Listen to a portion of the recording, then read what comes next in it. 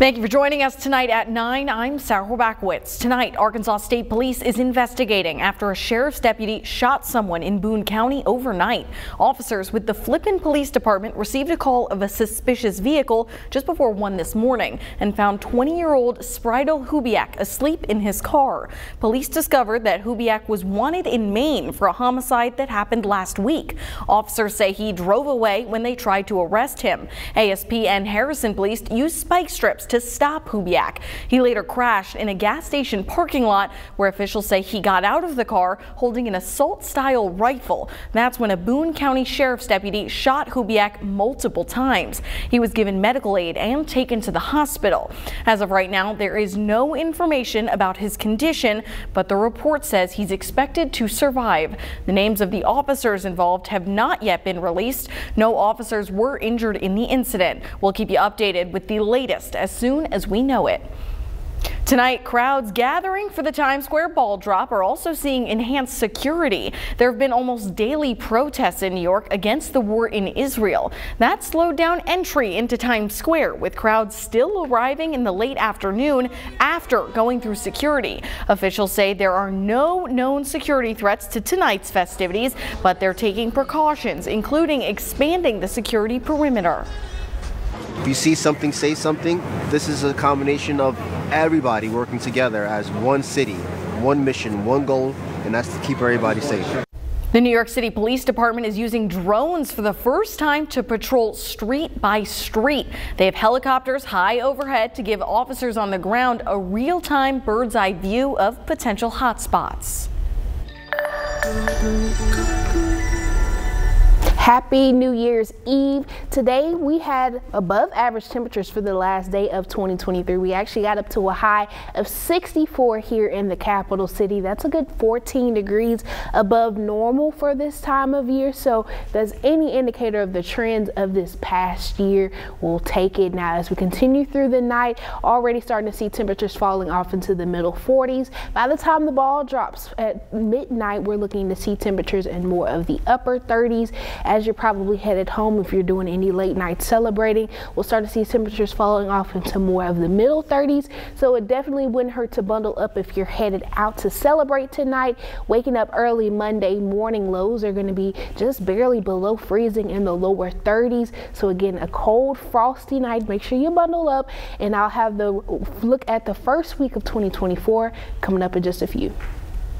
All right, thanks, Simone. Now, it's been a busy year full of news, from a first in the governor's mansion to a sweeping new education bill, then a deadly plane crash, and a missing child returned home safe after 2 long months. THV 11's Rolly Hoyt brings us the biggest stories from 2023. They say all politics is local, but the election of Sarah Huckabee Sanders as the state's first female governor and her inauguration on January 10th infused national politics into almost every story that emerged from the Capitol the rest of the year. Here in Arkansas, power belongs to no single individual. In Arkansas, power belongs to the people. Within a day, a string of executive orders went out, taking shots at so-called woke language, pandemic policies, and other hot-button issues that mirror culture fights across the country. And then a couple of weeks later, a national stage all to herself. The dividing line in America is no longer between right or left. The choice is between normal or crazy. While the governor's platform reached beyond the state's borders, a teenager from Conway frightened and then amazed us with a cross-country escapade. 15-year-old Tanvi Marapali left her middle school January 17th and disappeared. Led to weeks of search efforts in and around the area until a tipster in Florida recognized her. On her own, she managed to ride the rails to Kansas City, then caught a bus to Tampa. On March 30th, she reunited with her family unharmed. It crashed and had a giant fireball. I saw the ball of fire, yes ma'am. I could still see the smoke. February 22nd brought a severe storm and then a deadly crash. 2 minutes after taking off from Clinton National in the middle of a thunderstorm, 5 people from an environmental cleanup company died when their private plane crashed near College Station. Investigators said weeks later that the pilot took off despite a wind shear advisory in place. About midway through the 94th General Assembly, a whirlwind change to education in Arkansas arrived. The governor's signature legislative effort, the LEARNS Act, overwhelmingly passed. The law raises teachers' starting salaries to $50,000, but it also expands vouchers to pay for private schools. Public school advocates tried to put the sprawling law directly before voters, but failed to get enough signatures. No event in Arkansas last year left as lasting a mark as the March 31st tornadoes. The complex dropped an EF3 funnel cloud on West Little Rock and carved a path through heavily populated areas on both sides of the river, tearing up communities in its wake. Another tornado would tear through Wynne and take the lives of 4 people. Timing and advance warning contributed to the miraculous fact that no one died in Little Rock, North Little Rock, Jacksonville, or Sherwood. But signs of devastation linger today as 2023 comes to a close and extensive rebuilding efforts continue. In the waning days of the regular session, the governor and the GOP supermajority quickly passed another tax cut.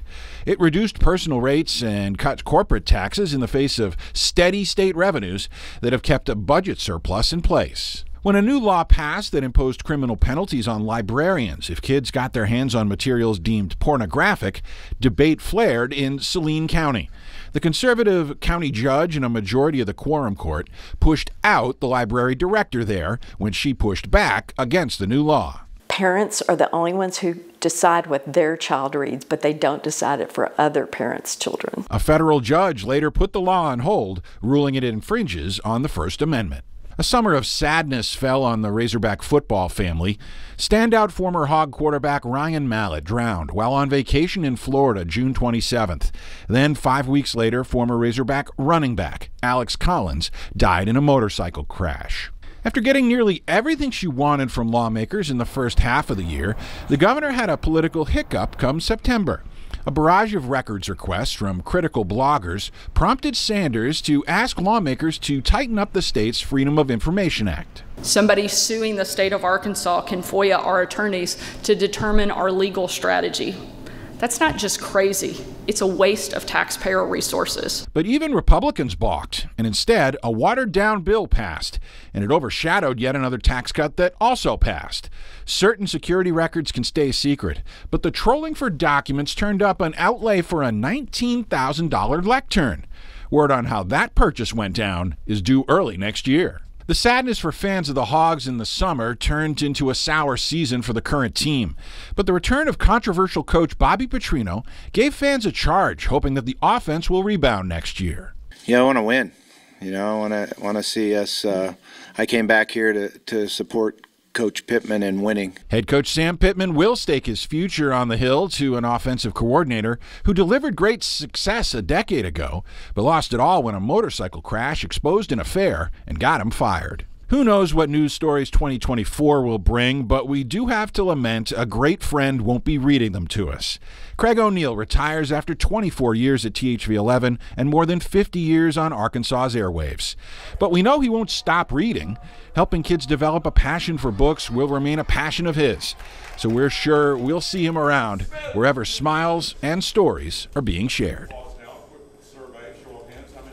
All right, now it is New Year's Eve, so you might be about to head to a party, or maybe you've already started your celebrations. Well, when you leave, you're going to want to think twice before reaching for those keys. After the break, we're going to take a look at some local companies trying to stop people from drunk driving. Simone? And I'll have your forecast detailing the first full week of 2024. Stay with us. We'll have all of that right after this break.